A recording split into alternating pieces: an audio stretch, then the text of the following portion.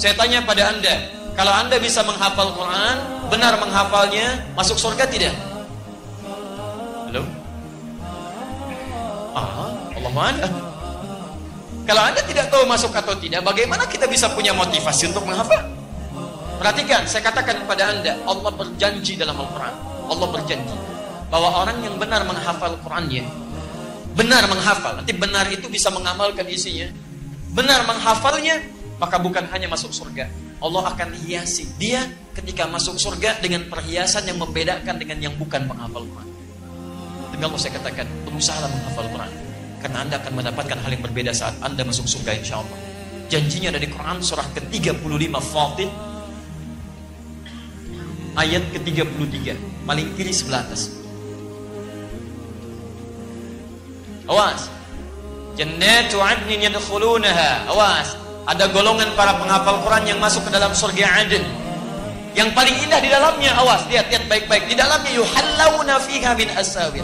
Mereka akan dihiasi dengan perhiasan-perhiasan yang sangat indah di dalamnya. Nanti tafsirnya ada di At-Tirmidzi nomor hadis 2915. Ketika seorang penghafal akan diminta naik ke surga, Masya Allah, maka nanti ada firman yang mengatakan, waqar. Saat Anda naik ke surga, bacakan bacaan Quranmu yang biasa engkau bacakan saat di dunia. Setiap dibaca, naik. Setiap baca, naik. Tiba-tiba Qurannya mengatakan, ya Allah, lihat baik-baik. Allahumma halli. Ya Allah, sebelum naik dia ke surga, hiasi dulu dia. Bedakan dengan yang bukan penghafal. Fayulbasu ilaihi tajul karamah, maka dipakaikan di kepalanya mahkota kehormatan. Tayyib, kemudian dipanggil orang tuanya, sepanjang dia beriman pada Allah, beramal saleh. Hati-hati, nanti saya teruskan dengan ayat untuk menguatkan. Maka dipakaikan mahkota di kepala kedua orang tuanya sepanjang dia beriman dan beramal saleh. Dipakaikan oleh anaknya langsung. Ingat baik-baik ya, saat orang tua yang main, yang Anda anggap kadang amalannya biasa, pekerjaannya semacam Anda terlihat kecil dalam pandangan Anda, ternyata boleh jadi dia sedang menyiapkan ahli surga di kehidupan Anda.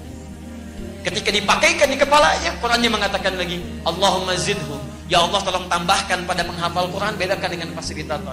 Fayulbasu ilaihi libasal karamah, maka dipakaikan padanya jubah kehormatan, maka naiklah dia ke dalam surga. Perhatikan, ketika dia naik ke dalam surga itu disebutkan jannatu adnin. Ketika dia naik ke surganya, maka diteruskan. Buka Quran surah ke-13 ayat 23 sampai 24. Dari mana Ustadz tahunya bisa membawa kedua orang tuanya? Bukan hanya orang tua, pasangannya dibawa. Jadi kalau suami penghafal Quran, istrinya beramal soleh, istrinya diajak oleh suaminya. Kemudian anak cucunya beramal soleh, diajak juga semuanya.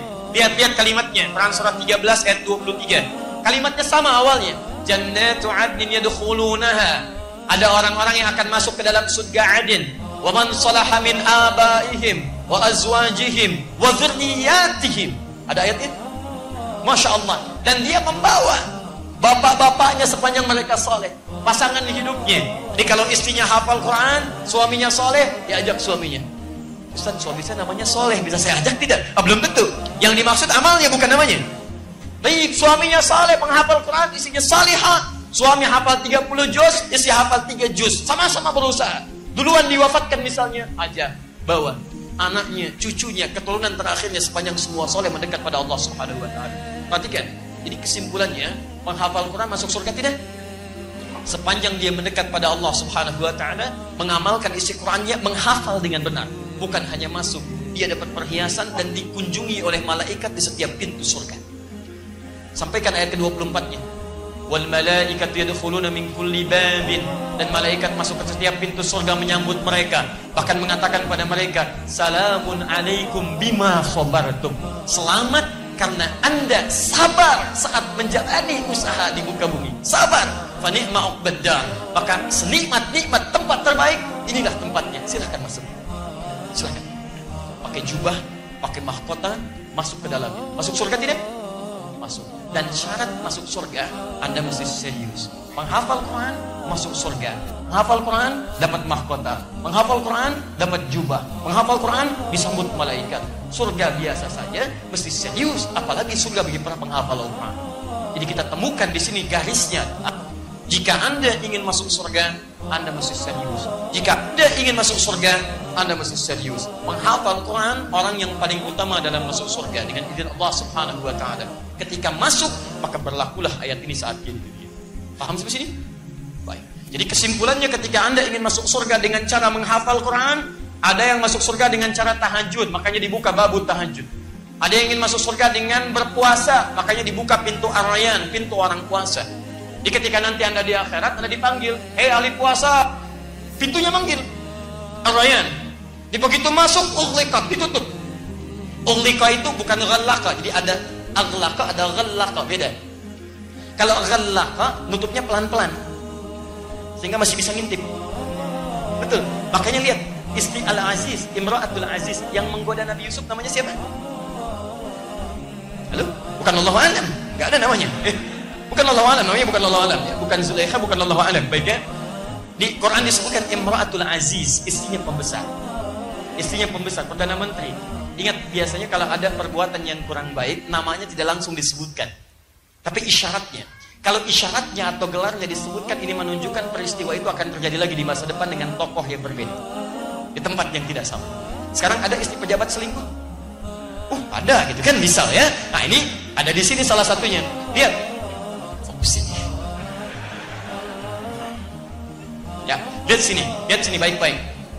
Ketika dia ingin berdua dengan Yusuf, dimasukkan ke dalam tempat dia, di kamarnya, kemudian dia berusaha menutup pintu-pintu yang menghubungkan ke kamar. Kalimatnya bukan menggunakan aghlaqa, tapi ghallaqa. Wa ghallaqatil abwaab wa qalat hayta lak. Kenapa menggunakan ghallaqa? Lihat bahasa Qur'annya.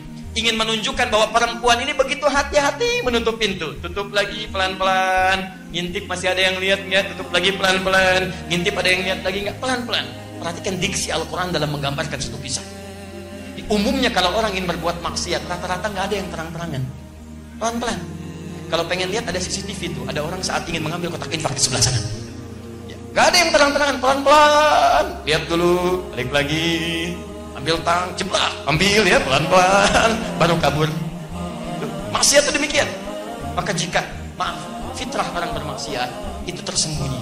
Tapi jika ada orang bermaksiat terang-terangan, ada yang tidak tepat dalam dirinya. Ada yang bahaya. Kartunya bukan kuning lagi, merah itu sekaligus. Itu yang paling berbahaya. Kembali sini. Sudah. Kita sedang berbicara tentang Quran, bukan tentang yang lain. Awas ya, tolong catat kalimat saya ini. Tolong catat. Jangan dipotong videonya. Udah sini, ayo, hilang hafalannya. Lihat, kembalikan. Sudah lihat baik-baik, kembalikan sini. Perhatikan baik-baik. Ughliqat, ditutup. Kalau aghlaqa pakai hamzah itu seketika tutup. Begitu ahli puasa masuk ke pintu surga, masuk semuanya, tutup seketika. Tutupnya kencang. Jadi tidak ada kesempatan orang lain untuk mengintip. Ada apa sih?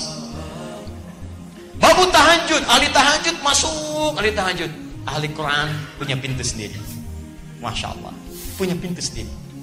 Siapa yang paling utama? Lihat baik-baik. Yang dipanggil oleh pintunya ahli Quran, ahli tahajud, ahli puasa, atau ahli sedekah. Mana yang paling utama? Satu, ahli Quran. Siapa yang ahli Quran? Pintu sedekah. Anda amalannya apa? Ayo siapkan, Anda harus punya cita-cita. Saya mau masuk surga dari pintu ini. Bukan amalannya di dunia. Anda harus punya cita-cita, teman-teman. Yang paling hebat adalah orang yang diperebutkan oleh semua pintu itu. Semua pintu mengatakan, dan nanti Abu Bakar As-Siddiq radhiyallahu taala anhu berusaha bermohon kepada Allah dengan kalimat-kalimat Nabi, meminta isyarat. Ya Rasulullah, adakah yang diperebutkan? Adakah yang bisa masuk dari semua pintu itu? Kata Nabi, saya bermohon kepada Allah supaya engkau menjadi bagian dari itu. Dan berita baiknya, ahli Quran itu salah satunya akan diperebutkan oleh pintu-pintu itu. Karena ahli Quran, dia pasti rajin tahajud. Ahli Quran, dia pasti rajin puasa. Ahli Quran yang benar, dia pasti rajin sedekah. Anda belum jadi ahli Quran yang terbaik kalau belum bisa mewujudkan pintu-pintu yang dimaksudkan tadi. Mustahil ada ahli Quran meninggalkan tahajud. Mustahil ada ahli Quran tidak senang dengan puasa sunnah. Mustahil ada ahli Quran tidak senang dengan sedekah. Ketika berkumpul Quran dalam jiwa Anda, disitulah puncak kebaikan akan tersemai dalam jasad Anda. Ini kembali sini.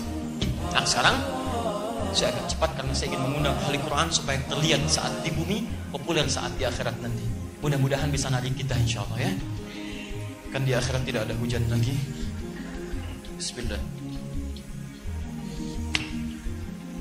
Tapi kalau untuk menghapus tidak harus jadi ahli Quran ya. Baik.